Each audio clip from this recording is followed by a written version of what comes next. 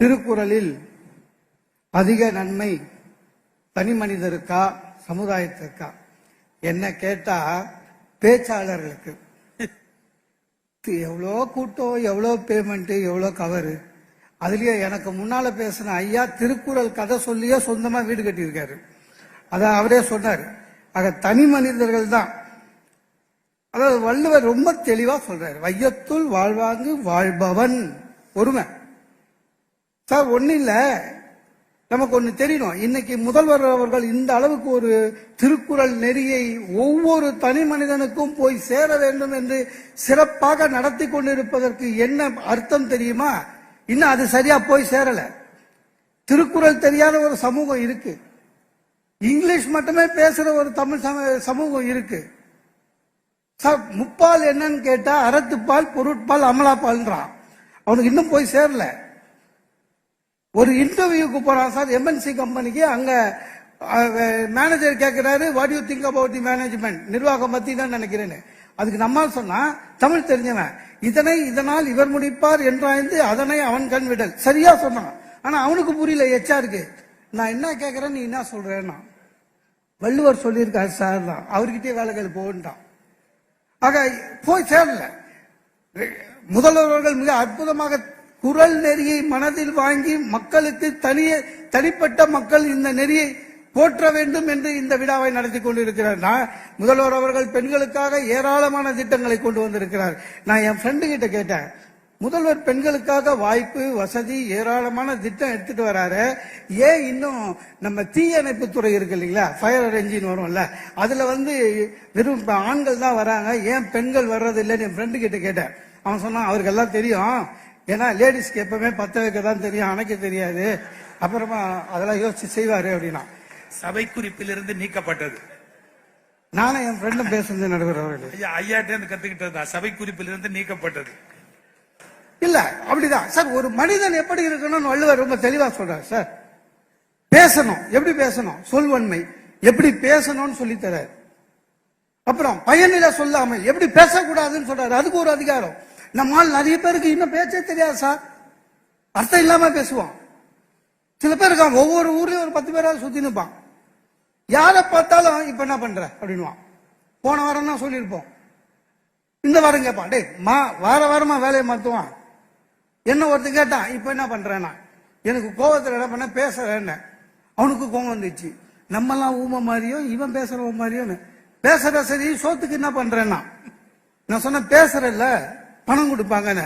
அப்ப நீ வாய வாடகை விட்டு பொழைக்கிற அப்படின்னா.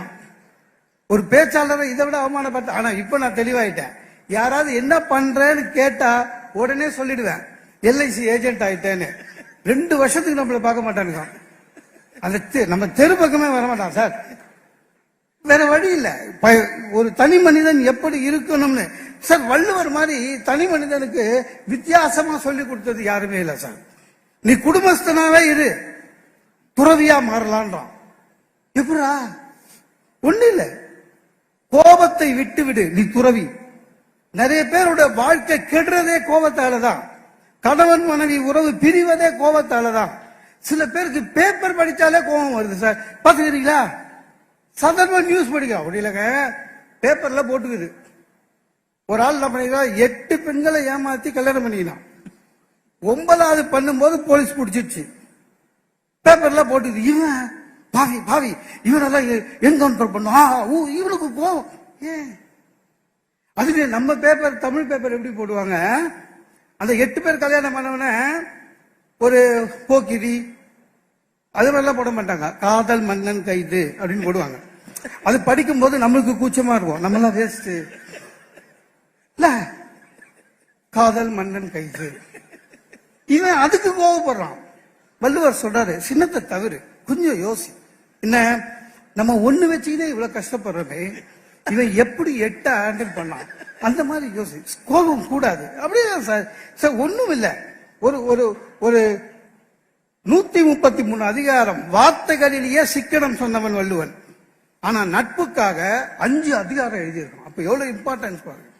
ஒரு தனி மனிதன் உயர வேண்டும் என்றால் அவனுடைய நட்பு தெளிவா இருக்கணும். நான் பிரசிடென்சியில் 5 வருஷம் படித்தேன், கோஎஜுகேஷன். என் கூடவே ஒரு பையன், என் கூடவே 5 வருஷம் பக்கத்து சீட்டே. அப்புறம் பிரிஞ்சிட்டோம்.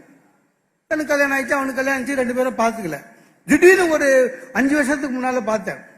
நல்ல நண்பன், எப்பவுமே ஜாக்கிரதையா இருக்கணும். வீட்டுக்கு கூட்டிட்டு போயிட்டேன். கூட்டிட்டு போயிட்டு என் ஒய்ஃபை பாக்குறேன்னு கூட்டிட்டு வந்து, இதுதான் என் ஒய்ஃப். இதுவா? அப்ப அது அப்படின்னா, அவன் 5 வருஷம் என் கூடவே இருந்தவன். அப்ப அது அப்படின்னு சொல்லிட்டு அவன் போயிட்டான் சார். அந்த அது எது இதுக்கு கிட்ட சொல்றதுக்கு அது 3 மாசம் ஆச்சு.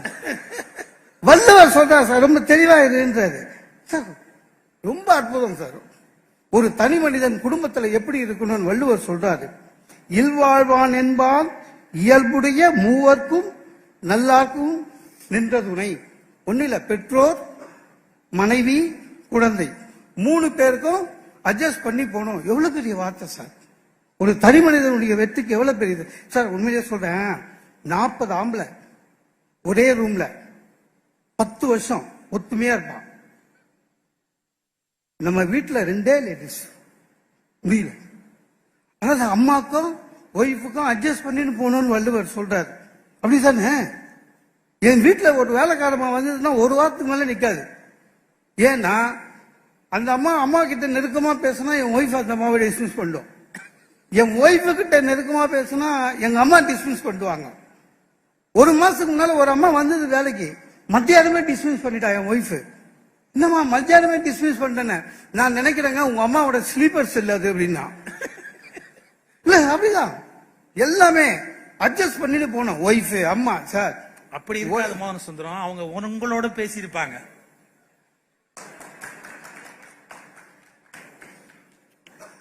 ரொம்ப தகவலுக்கு நன்றி நடுவர் அவர்களே. இல்ல அப்படிதான் சார். ஒய்ஃபையும் அம்மாவும் வச்சிருக்கிற குடும்பத்துல ஹஸ்பண்ட் அண்ட் ஒய்ஃபுக்கு சண்டை வந்தா எல்லா ஒய்ஃபும் கேட்கிற ஒரே கேள்வி என்ன தெரியுமா? உங்களுக்கு நான் முக்கியமா, உங்க அம்மா முக்கியமா? சில பேர் உணர்ச்சி வசப்பட்டு அம்மானுவான். அடுத்த நாள் அம்மாக்கும் சோறு இல்லை, இவனுக்கும் சோறு இல்லை. அப்படி சொல்லக்கூடாது. விடுமா, இன்னும் கொஞ்ச நாள் அட்ஜஸ்ட் பண்ணிக்கோ. அந்த கொஞ்ச நாள் யாருக்குன்னு சொல்லக்கூடாது. அட்ஜஸ்ட் பண்ணி எல்லாமே சார். ஒரு அதிகாரம் சார் 10 குறள் எழுதுறாரு. என்ன? மனைவி பேச்சை கேட்காதன்ற சார். வாழ்க்கையில வெற்றி அடையணுமா? மனைவி பேச்சு கேட்காது. என்னுடைய வாழ்க்கை வெற்றியே அதான், கேட்கறதே இல்லை. ஏன்னா அவங்க வேற, அவங்களுக்கு எது எடுத்தாலும் எடுத்த பொருளை திருப்பி அங்கேயே வைக்கணும். அவங்க ரொம்ப சுத்தமா வச்சிருப்பாங்க வீட்டுல. நமக்கு அது கிடையவே கிடையாது. ரெஃபரன்ஸுக்கு 4 புக்கு எடுத்தா கூட ஒவ்வொன்னா படிங்க, 8 இடத்துல வைங்க, 8 இடத்துல வைங்க, 8 இடத்துல வைங்கன்னு. ஒரு நாள் ரொம்ப உச்சக்கட்ட கோவம். டக்குன்னு சொன்னேன், உன்னை கூட தான் 20 வருஷம் முன்னால ராயபுரத்துல இருந்து எடுத்துன்னு வந்தேன், எடுத்து போய் வச்சிருவான்னு. அதோட அடங்குச்சு. இது எனக்கு வள்ளுவர் சொல்லி கொடுத்த பாடம். ஒண்ணும் பண்ண முடியாது. எல்லாமே உட்பகை பத்தி சொல்றான் சார். தனி மனிதனுடைய வெற்றிக்கு உட்பகை பத்தி சொல்றான். கேர்ஃபுல்லா இரு. கூடவே தான் இருப்பான், உனக்கு எதிரியா இருப்பான். இதை விட பெரிய விஷயம் என்ன சார்? கூடவே இருப்பான், உனக்கு எதிரியா இருப்பான். இப்போ நம்ம கூடவே தான் இருக்கான். நம்மளை பத்தி மொட்டை பெட்டிஷன் எழுதுது அவன் தான் இல்ல. சொந்தக்காரங்க பாருங்க, நீங்க நல்லா இருந்தீங்கன்னா உங்களை பார்த்து பொறாமப்படுவாங்க. நம்ம கெட்டு நாசமா போயிட்டா பரிகாசம் பண்ணுவாங்க. ஆக தனி மனிதன் ஒண்ணும் இல்லைங்க. மகாத்மா காந்தி ஒரு சாதாரண மனிதனாக இருக்கும்போது டால்ஸ்டாய்ஸுடைய எழுத்து அவருக்கு பிடிக்கும். டால்ஸ்டாய்ஸ்க்கு மகாத்மா காந்தி எழுதுறாரு, உங்களுடைய சத்தியாகிரக புத்தகம் படித்தேன், ரொம்ப நல்லா இருந்ததுன்னு. டால்ஸ்டாய்ஸ் பதில் எழுதுகிறாரு, அதுவே நான் காப்பி அடிச்சது. உங்க இந்தியால தமிழ்நாட்டில் திருவள்ளுவர் திருக்குறள் எழுதினாரு, அதுல இருந்து எடுத்ததுன்னு சொன்னாரு. அதுக்கப்புறம் தான் மகாத்மா காந்தியே திருக்குறள் படித்தார். படித்தவுடன் அந்த சாதாரண மனிதன் மகாத்மாவாக மாறினான் என்று சொன்னால் தனி மனிதனுக்குத்தான் மிக அதிகமான அளவு நன்மைகள் என்று கூறி வாய்ப்பளித்த அனைவருக்கும் என்னுடைய நன்றியை தெரிவித்துக் கொள்கிறேன். வணக்கம். மோகன சுந்தரம் நகைச்சுவையா பேசுவாரு, கொஞ்சம் பெண்களை குறைவா பேசுறாரு அப்படின்னு யாரும் தவறா நினைக்க வேண்டாம். ஆம்பளைய பேசினா அப்பவே அடி விழும்னு அவருக்கு தெரியும். அதனாலதான் தாய்க்குலம் பொறுமையா ஏத்துக்கும் அப்படின்னு கொஞ்சம் நகைச்சுவையா பேசுறாரு. அவர் சொல்றதுக்கும் அவர் வீட்டுக்கு சம்பந்தமே கிடையாது. அவருடைய மனைவி மாதிரி ஒரு தெய்வத்தை உலகத்துல பார்க்க முடியாது. இவரை 25 வருஷமா பொறுத்துக்கிட்டு இருக்கிறாங்களே, அதுவே ஒரு பெரிய விஷயம் இல்ல. இவ்வளவு திட்டுறாரு பாருங்க. திட்டினா வீட்டுக்கு போனா இவருக்கு பிடிச்சதா செஞ்சு வைப்பாங்க. அவங்க அந்த மாதிரி கவனிப்பாங்க. அதனால யாரும் அது நிஜம்னு நம்பிட வேணாம். அவர் ஒய்ஃபை திட்டினதெல்லாம் நிஜம்னு தயவு செய்து நம்பிட வேண்டாம். அது ஒண்ணும் தப்பு இல்ல. கொடுங்க. பர்வீன் சுல்தானா பன்மொழி புலவர் பர்வீன் சுல்தான். ஏன்னா உருது பேசுவாங்க, திடீர்னு ஏதாவது கசல் சொல்லுவாங்க. வாங்கம்மா, பேராசிரியர் பர்வீன் சுல்தான்.